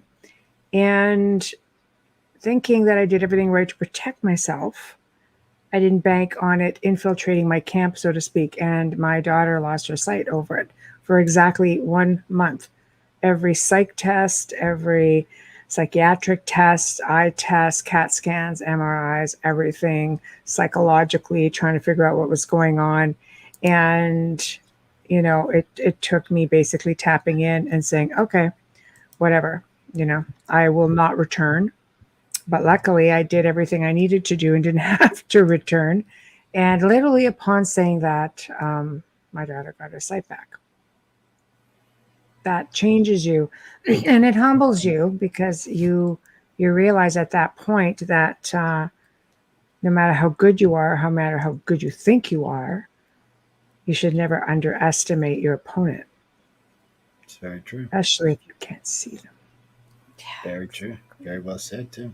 There we go. Well, life has a way of teaching us humility when we need it. Sure Uh, does. Handing don't me my always own appreciate ass. them lessons. Yes, I don't always appreciate those lessons either. I know. Hand your Like, own butt, and that's and it. while we're on that subject, that's why y'all are not getting bitched at because Science and Beyond made it into the finals. Because if it wouldn't have, that's Congratulations. all y'all would have heard for the next year. Wow, wow, wow, wow, wow. And y'all know I can whine when I want to. Lord have mercy on y'all. Before our boss gets mad at us, we have to do a station ID and sponsor ID. He was supposed to do it. He's not doing sweet FA. Go ahead. I'm doing carnation. Y'all You better get on focus. you are listening to The Outer Realm with Joe Montaldo hosting the show tonight, Michelle Desrochers, and myself, Amelia Pisano, are on the hot seat. Thankfully, we have the good people at Folgers who are fully sponsoring all of our shows. We love you guys, and if you're listening, we truly, truly appreciate you, and we're so grateful. Thank you. My blood We type are is Folgers. Just saying. right, That's right. and we are airing live in New Orleans on 105.3 FM. We are United Paranormal Radio, right? Close I enough. don't know anymore. We're both. UFO, We're both. UFO We're both. We're Paranormal United Radio. Public. We are United. Yes, Actually, we're all three, so you can't go wrong. We're United there Public we go. Radio, UFO Paranormal Radio, and International Public Radio. So we Yeah, own all three, so it doesn't matter which one you get. You're going to find us on all of those people at uprntalkradio.com. there you go. They're all That's on where the you can chat. find all the lines, or you just look on Facebook for whoever your favorite host is. It better be me because I know where all of y'all live. I have a GPS track on everybody who logs into the system. So just know ahead of time. I know where you at. It's Michelle and I, Grant but was anyways. probably right when he said Joe goes to the Vatican. He probably won't come back. You'll probably keep me because I'll be like, oh, what's this? Oh, what's that? What's this? Oh, you can't Yeah. leave now, buddy. What do you mean I can't leave? I didn't come here. I want to know what this is. I usually have all of that written down behind the camera so I can read it off. But I Yeah. understood that Joe was the host, so I just made the Yes, Joe terrible is the assumption infamous of host. thinking that Infamous. he would be doing the station You see, ID. it says infamous in there. That means no. Anyway, getting back where we at? Yeah, we got. Oh, by the way, we're sitting at 2.6. I just thought I'd let y'all know. And Wow. anyway, Thank moving you. on because we don't want to be Thank losing you that so agenda. much. All of our listeners, everybody in chat. So So grateful. when I was talking with, I had to look at his name. When I was talking with Christopher yesterday, we were writing back and forth about different questions, and he said, I really like the Outer Realm. They're great. They do a great job and a great thing. He said, but one of his questions was about spiritual attacks. He said, and he just was aimed at both of y'all. He said, does it take a toll on y'all? Do you have to like break or do something because it may take a toll on you, not just psychically, but spiritually? Grounding. Ground your energy. I don't personally, I've never personally felt that, like it's never, grounding has always been enough for me. I've never been tired from it. I've never felt like I've been attacked aside from that one infiltration, which was enough. It was a game changer for me. I find I get really dehydrated though when I'm working with cases. I don't know. Amelia's got Oh, her own way. I'm wiped out. I know. Yeah, but you go in differently too. I can tap right into you. It's easier. It just sounds wrong, I know, but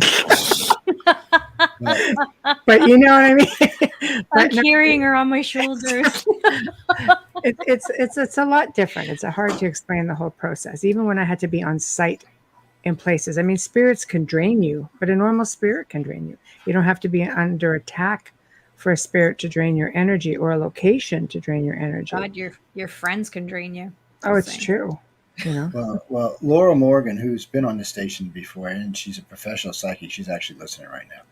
Oh, hi, Laura. She had written to me yesterday about this, and she said over the years she's noticed with most psychics that it tends to chip a little bit of their soul away every time they help somebody. Now, her and I don't agree on this, but I figured since we're talking about this tonight, I would go ahead and put it on a table for y'all. So she does say this, and she's been 40 years, I think. She's been a psychic, and a damn good one. I've heard her do a lot of predictions over the years. She's a regular speaker, regular lecturer, but she said for her, she said it chips away things, but it chips away things that kind of make her dispassionate to just normal everyday bullshit or normal everyday people that would be aggravating her. You mean desensitizes you? Yeah, basically. And so she was wanting to know if that affected y'all. Well, so now if you're listening again, because I didn't see you just pop up just now, y'all, it's asked for your research paper. Go ahead and finish it. Y'all going to be in a book now, I guess. But anyway. Hey, shouldn't I be in a damn book? Wait a minute. Yeah, she'll write about how you asked the question. I'm in enough books for different reasons. I don't need to be in no damn more unless it's a really, really, really good one. I do agree with you on that, Joe, or with her. Yes. Desensitization. So, because She says when she's doing different types of mediums or different types of things like Mhm. trying to get rid of something or working with a person to help them try to get over something, like they would help them get rid of whatever was the problem, and then they try to work with them to help them to get past, the fear, if y'all have listened to Phil and Jill, Mindset. yeah, they and some of the other people have been on the network that have had these experiences. It's you're even though it's gone, you still don't want to believe it's gone. That's right. And she says sometimes there, because she lets herself get too close, because she's an empath, she's a telepath and an empath. She said that sometimes she lets herself get too close, and then when she leaves, when she disengages from the individual because it's time for her to move on to help someone else or to do something else, she feels like at the moment that a little piece of her gets pulled away and broke off empathically to the other person. Have y'all felt that? You know what? I've been doing this a really long time. I've worked with mindsets. I always say it's like feeling when you're under oppression, it's like you're living in a hostage situation. You behave yourself, you get treated well, you fight back, and they will oppress you harder. You have to work with people's mindsets. Does it I never abandon people. I've had people message me, we help them. I've been helping people for years, and 10 years can go by. Then I'll hear from somebody and they'll say, I just want you to know I'm okay. Or I just want you to know I had something come in, but I handled it and I'm okay. But do I feel like I leave a part of myself? No, but I've heard many mediums say whenever you do readings, it's like you take a piece of that person, even and that baggage, and it compounds over time. But with desensitization, yes, I call it my bullshit meter because I just find I have zero tolerance for stupidity. And it's not like I mean to just be an a hole about it. I just find that I have less and less tolerance for it. I'm just like, I can't even stand to see something ridiculous. I lose my mind. So I don't know what that is exactly. Is that being desensitized, or is that just having a low tolerance for stupidity? I don't know. I don't think you're desensitized because you, just my opinion, because I know you so intimately. That came out wrong too. Hey, man, that's tough, man. It's a family show. R-rated show. Meaning like PG because the 17. way we work together, there's really no secrets. So Right. um Michelle never gives up on anybody, and that's something I admire so much and I respect, because I don't either. And I have cases of missing children that I'm still working on, and murdered people we're going on 11 years. And, you know, you can't, when you do this kind of work, you can't walk away. I believe with you, you have a really good bullshit meter. You really do. No, you really Hmm. do. Desensitized, I no, pick but my bullshit battles. I feel desensitized is the wrong word, because Right. you always care and you're always there. There Mm. isn't anyone, they can come in at 11 o'clock and we're just But there's finishing got, up and but there's we still got to be a still do point it. where there's still got to be a point when you cut somebody off, Yeah, when but you that There have I to have use to, are. that's a intelligence bullshit versus. meter. That's No, the No, but I that's mean, a, bullshit meter. it that's doesn't a, matter I've when helped you're you working 10 with somebody. times. Yeah, but when you're working with somebody and there's other people coming up that need your attention more, For sure. If you're there not has to helping be a point where yourself, you have to break away, even if the other person's not Yes. ready for it. we Yeah. help And you to help yourself. That's part of it. We can't babysit you your whole life, but we drop off. And if somewhere down the road something happens, okay, we'll have a look. But heck no, if people you keep checking people and they're holding fine, they're holding steady, you move on to the next person. We never get anything accomplished if we were always taking No. care of the same people. And people will not help themselves if they think they have a safety net. They will be more reluctant to help themselves and to change your mindset. You know what I mean? I'm laughing at Wayne, not you. And yet you I shared see that right us with me. there. I know. I see what I put up with right there. So you have to, I have always prided myself on educating people so they don't need me because you know what? I've said for years I won't be here forever. I'll be dead one day. And I don't plan on doing this in my afterlife, and I've tried to teach as many people as I could about that. However, with that being said, my team has always been solid. It's always been pretty much, for the most part, the same people. It runs like a company. There's only been I've taught a little bit here and there because it depends on the person I'm teaching. What are you going to do with it? Can you handle doing this? Where's your threshold? Amelia's the first person I've 100% taken in and said, okay, I'm going to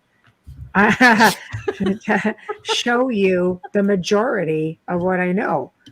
Will I ever teach anything 100%? No, because probably don't remember it all until the time comes. I go, oh yeah, bam, I use it, I apply it. It's not something you use every day, so it's not something you No, even think about every we day. work differently too. Right. Like Yeah. I couldn't say desensitized because I can't be sensitive when I'm doing what I'm doing with Michelle. If I Mhm. am sensitive and I'm empathic, I'm going down. Right. That's what you have to Mhm. understand. What we're fighting, I can't let my guard down. Now, when it comes to missing children or cold cases, and I've looked at crime scene photos of children, I had to take a break. Yeah, That bless you. I don't know how you do that. you know what? Mhm.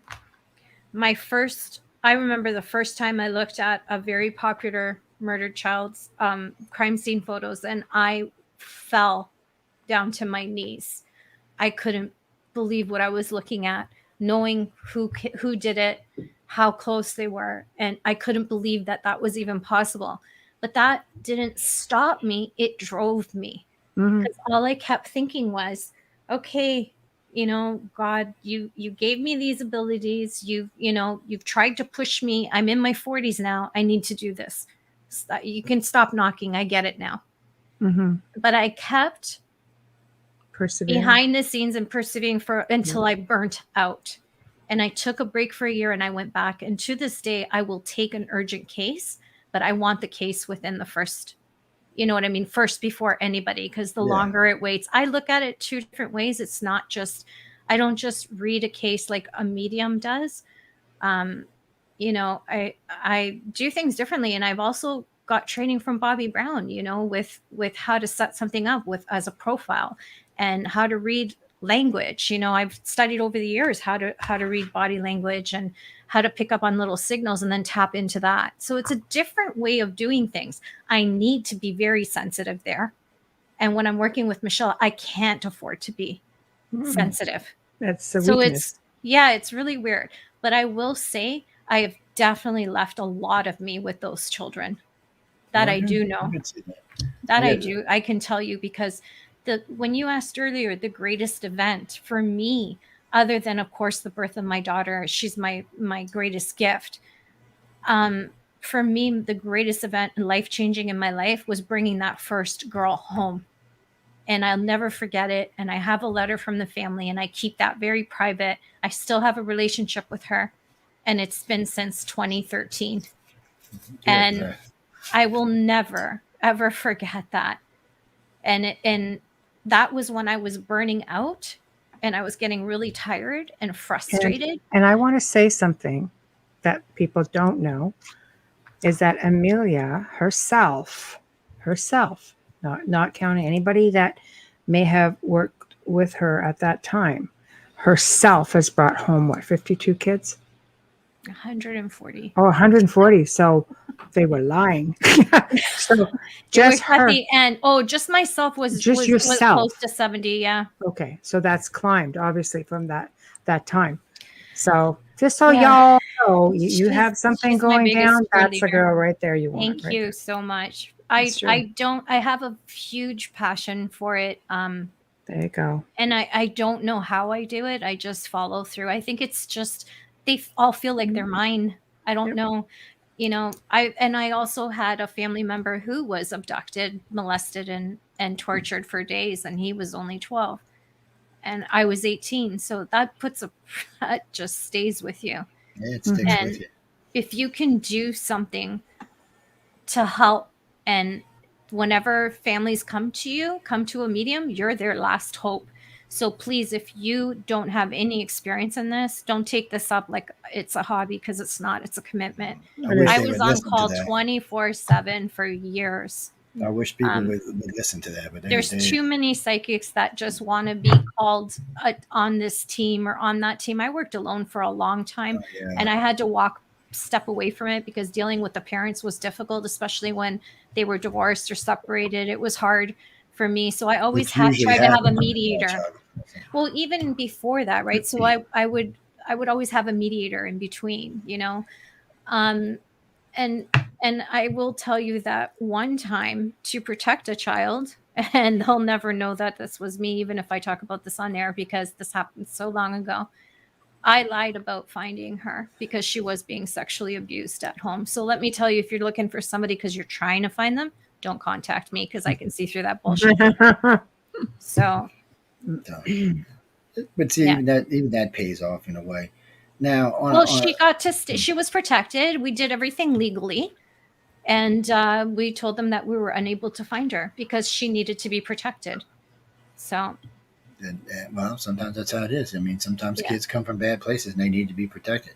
But Uh, as a medium, if you're doing that kind of work, you have to be careful who comes to you looking for their wife or their husband. You don't know what their intentions are. yeah, So don't just take it on a whim that this is sincere. but people, if you can't read that one of them with a problem, then you shouldn't be doing this in the first damn place. No. You should be on to something else. Now, on a little different note, and it's a little personal too, and y'all can waive this question if you want to. First off, it is Sarah Kamash. I can't even say it. What? He's an Indian yoga. He's writing Ah, in. He's actually listening live right now. So he, Hi. he sends y'all's thank you. greetings, salutations from India. Hello. He said he thinks y'all ladies are fabulous, and he Thank said you. Oh, if you don't want to ask this question, you don't have to. And it took a little while for him to get it out because I guess his Indian's about as good as my English. well, But thank anyway, you for listening. My God, my so goodness. It's pretty early for you. he says in his group, empaths are a common thing in his the religious group that he's in. He said, but sometimes they have issues with some of the people how they bring their children into this. Now, me personally, I left my son out of everything I did. So I told him, if you want to get into this, you know where I live. You can go look on my online. Everything your daddy says. You hear me talk all the time. So I didn't, and y'all can answer this if you don't have to, if you don't want to. I did it in the way that I felt it. Same thing with religion with him. I said, I'm gonna let you make up your own mind about this. I'm not gonna indoctrinate you into something. It's entirely which way. And if you really want to know what I do, you know where I'm at. You can ask me anytime you want. And so, that's it. I've talked a little bit about psychic abilities with him because I know he's empathic at the very least. He's probably telepathic, but he's definitely empathic. And so a little bit, but I did not feel actually comfortable talking with him about it. That's me personally. Now, y'all are next. So if you don't want to answer, just say pass and we'll move on to something else. Because I know Mm. y'all both have children, but it's a personal question. My kids are very gifted. um, I actually tried to shut down. I had nothing to do with my abilities. I believe that raising children, and only because I grew up with something malevolent, I didn't like the mix of the two. So I really tried to avoid it. What I didn't bank on was the fact that they were seeing. This was before I got involved in the paranormal. So I realized I had to be pretty much on top of everything, and I would answer questions. My daughter, again, extremely gifted. She did some filming with me a little bit. All my kids to a degree have explored it. My middle son, extremely gifted. Then he became a jock and just didn't want anything to do with it. He's like, yeah, I don't do that anymore. But now he's so, enlightened and awakened even more so. So his abilities are you know, where they should be. My youngest son, who will always tell you, no, I don't have anything, very gifted. And he's filmed and worked with me many, many times. And, he's probably had more ET experiences than paranormal. But I've always been very open. If they came to me to ask questions, I would answer. My son did not get to work with me until he was 18. That was it. That was the rule. That's a good rule. Yeah. Don't want to influence them too much. Amelia. I'm with Michelle. She knows this as But I never had anything to do with it because of my daughter, to keep her protected. In fact, for the longest time, the reason why I went by my maiden name was to keep her protected when I was doing cold cases and missing children. Um, yeah, she's gifted. She doesn't like it, and that's fine. I've always told her that if she knows how to ground, she knows how to protect herself. But I've always told her that if she ever was interested in moving forward or understanding more, to come to me and I would talk to her and guide her through it. But I don't believe that she will. She's very much afraid. And my niece, who's in the chat room, who's gifted, Jessica, is very afraid. And I've always said to her, you have little ones, stay out of it. And that includes horror films. That includes anything to do with paranormal, anything that'll open up your mind, or have you, even when you have a nightmare, you don't know if you're having that nightmare, if you're actually having that experience with an entity. So it's very important. My daughter, sadly, she gets knocked on a lot like I used to. It comes to her and she doesn't want it. So it's tough. But I don't want it for her if she doesn't want it. That's what I'm trying to say. It's not a life you want for them. It's a tough one. It is, and it's a scary one. Now we got time for one more question. This was a tough one that just came out of the chat room. Rosie put it in. She wants to know, how do your husbands fit in? This is another question. If you want to pass, you can pass. Wow. Yeah. my ex-husband actually there you go. That answers that one. He was a pretty good sport for the most part. You know, I would get comments. You know, I'd wake up and see something, you know, in the house, and he'd be just like, "Stop bringing your work home," you know, things like that. Or, you know, the phone would ring and there'd be something growling on the other side, and he would just sit there calmly and go, "It's for you," you know. He was, you know, with all of his faults, you know, he did get put through the ringer with that sort of thing, and he was proud in some ways, and in other ways, I think he was very scared. I remember he really like peeved me off one night, and I guess something was walking around the bed, and he was, "Did you send that to me while I was trying to sleep?" I'm like, as much as I would like to take the credit for that one, I cannot. So, you know, I wish I thought of that. I wish I'd have thought of it though, but you know, so, you know, like I think Wayne, you know, my bestie tends to handle that a lot more, but this house is haunted. So, you know, he's worked with me. I've had a lot of people around me who understand it and have done a lot better, but not all husbands are good at this. It's not easy. I remember not in my type of thing anyway. I've had 3 incidences with him. The first one was something happened in front of him, and I heard, "You promised me you wouldn't do this," which I did. I said, right. I will never bring it into the house before we got married. I will never practice it. I won't study it, but I did. I still did. I just hid a lot of things. Oops. Yeah, we didn't have internet then, so there was a lot of books that went on the back of the bookcase. I couldn't help myself. I really couldn't help myself. It's your calling. Yeah, but then when I started with it's a culture thing too, right? Old school Italian, it's a little different. When I started with the missing children, it took over me. Like it just took over my entire life. I wasn't sleeping. I was working mostly at night. And then I had a daughter I had to get to school and pick up for lunch and cook and clean my house. And, you know, I cook every day. Like it was just really interfering with my life. And that put a lot of stress on both of us. It was really, really touch and go for a long time. Now it's different. I think just 28 years later, you kind of just get used to it. I'll get jokes now. Where'd you guys go last night with Michelle? Because there's something going on downstairs. The alarm keeps going on and I'm not in front of it. And I'm like, oh, okay, we'll check that.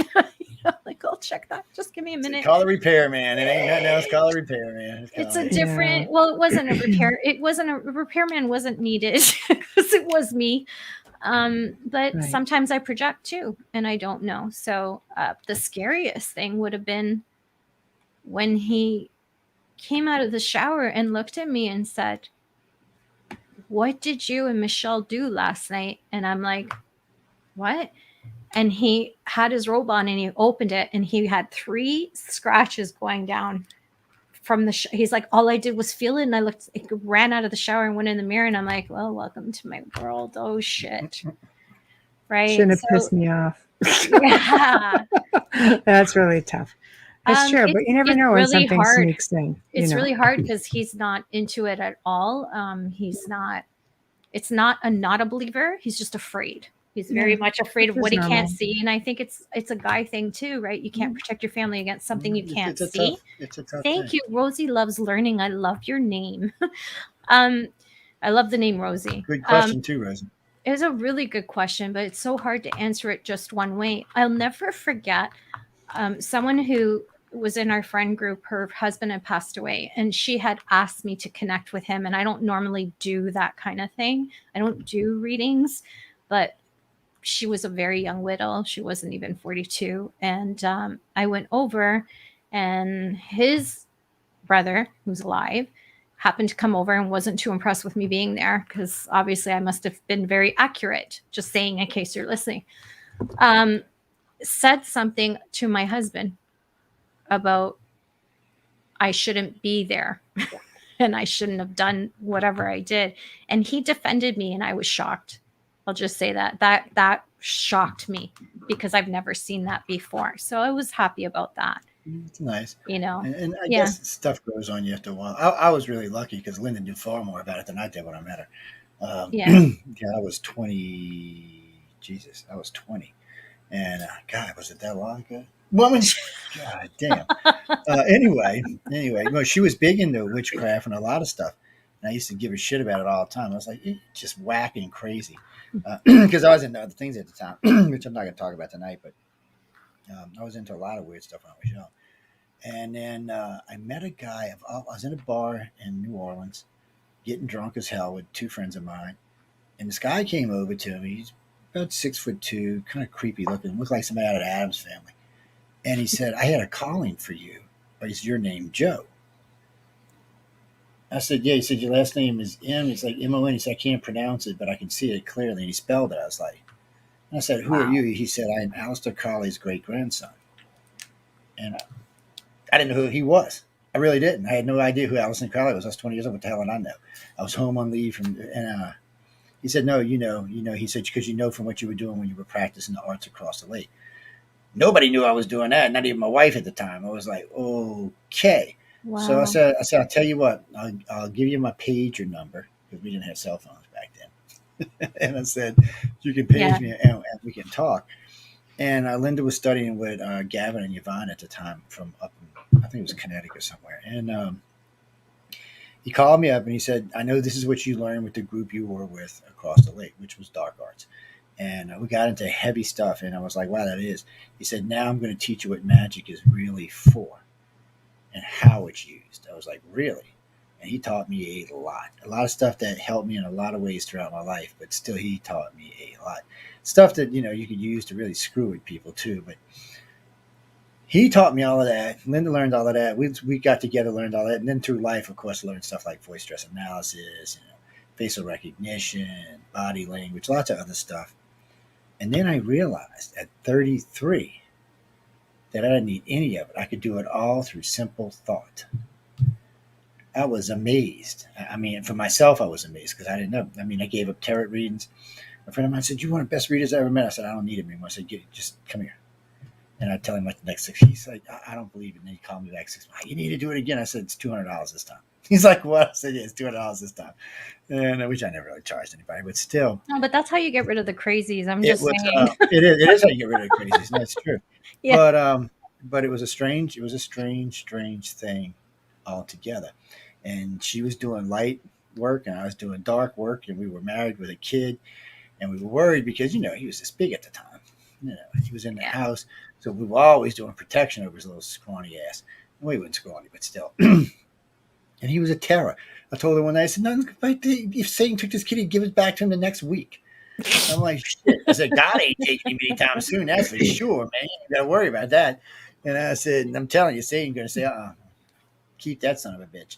We don't want him nowhere around here. But it was a strange time. See, that's why we were asking these questions, just because I noticed, we had a lot of good questions coming yesterday. There's quite a few coming tonight. I'm amazed this Wow. guy from India, he's a yogi and writes to Thank y'all. you all. Oh my goodness. Yeah, Yeah, it's so really been Wow. a pleasure. immensely enjoyed the show. We got about 2 minutes because we started a little late. Let me think what I could get to make y'all blush. Oh no, we won't do that tonight. But We'll save that to another night. We'll save that for another night. The Oh no, husband we're not question was doing this tough enough. again. Oh yes, we just were getting warmed up tonight. I was getting y'all uh-oh. the real and the Uh-oh. hard questions. Have to do this like a quarterly thing. It's actually Too much. for y'all to I can it's you're gonna set a record tonight. But anyway, Wow. when I announced this was going to happen the way it was going to happen, a lot of people wrote in a lot of questions. And even though we were picking about the pervert questions, there was a lot of personal questions. Which y'all addressed 3 or 4 tonight were quite personal questions. And a couple of people said they thought Amelia was going to cry. And then somebody said they thought I was going to cry. It's like, when Michelle's was that? the only one that's ever made me cry And on uh, an and uh, interview. and I In was a like, good way, in a good way, in a good way, not a it's bad way. but I will tell y'all Yeah. this, because this is something somebody asked me personally the other day. Have I ever cried when I was dealing with somebody? And I said, the only time anybody ever made me cry, I said, I was at my very first big UFO conference. I'd been doing a lot of radio and a lot of other stuff. And I was standing in the line, and this lady just comes up, throws her arms around me, starts screaming, "You saved my life! You saved my life!" Just tears streaming. I said, "Well, I guess we're both crying now." it was ridiculous, and but it made me feel really good. And It's a since very then, humbling it is, it experience, is, isn't it it, when is. someone says that to you? And somebody Wow. asked me just the other day, have I gotten tired of it? I said, not yet. And I said, I don't get out in the public as much as I used to, because COVID's been around for 2 years now. I said, still, it's nice to know that people actually care when you help them. They actually remember that you actually did. That always freaks me out a little bit. But so before we go, Oh, I cry at the drop okay, of a pin. what I don't. I do. I haven't. Anyway, we'll get into that another night. But um, Amelia, if you could pick one place that you really, really, really wanted to go, where would it be, and why? Oh, I have two. You mean like a country Doesn't or a matter. It could be dimension? anything. Anywhere that you think that you could possibly get to, whatever means. Where would you want to go, and why would you Oh, want to go there? see, and I have two. I Gotta have have nothing to both. do with food. No, no. Well, both places. Well, one country has amazing food. The other country, I think I'd come back anorexic. Um, I want to go to the south of France. I really want to I go could to the see It's south of that. beautiful. Yeah, France. It's Yeah, beautiful. I could see that. yeah. Yeah. I really want to go there. And I know no cooking, but I do want to learn. I want to live their culture, their life, and I do want to be in the countryside because I want to live the way they do. I want to experience the cheese making. I want to experience the bread making. That's all for me. That is so therapeutic, and I love to cook because that's how I show love, and it just calms me, So yeah, it would be there, and of course Scotland. I've always wanted to be there, but Oh, it's so Scotland, I'd starve. beautiful. Sorry, Scotties, but I'd starve Yeah. there. But yeah, I would. South of France would have to be the place that calls me most at my heart. It's beautiful. I've Now, been for, fortunate for, to, for to do it. Michelle, this is a little different of a question, because I know you've done a Yeah, lot I of was gonna travel. say is I want to No, be you've everywhere. done a lot of traveling over the years. So, out of all the places you've been, which one left you feeling the most ominous after you left it?